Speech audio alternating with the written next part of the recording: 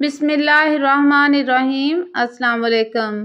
تھوڑی سی املی پانی میں بھگو دیں۔ تھوڑی دیر بعد جب املی نرم ہو جائے تو ہاتھ سے خوب مل لیں اور اس املی والے پانی سے برتنوں کو دھوئیں اور خوب رگڑیں۔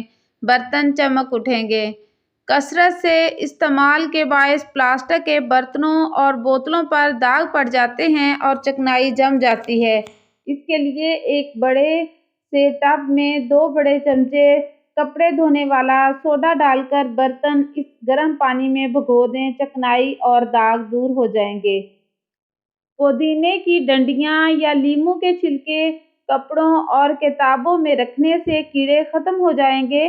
موسم گرما میں تکیے میں اگر تھوڑا سا کافور ملا دیا جائے تو اس سے تکیہ ٹھنڈا بھی ہوگا اور کھٹمل بھی نہیں پڑیں گے۔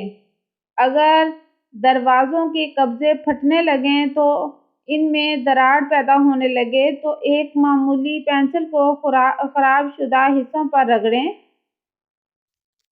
موتیا اور چنبیلی کے پھولوں کی جڑ میں اگر آپ لسی، چھاچھ ڈالیں یا دودھ کی دیگچی دھو کر اس کا پانی ڈالیں تو بہت پھول آتے ہیں۔ چونے کو انڈے کی زردی میں حل کر کے اس سے شیشے کے ٹوٹے ہوئے گلاس کو جوڑا جا سکتا ہے۔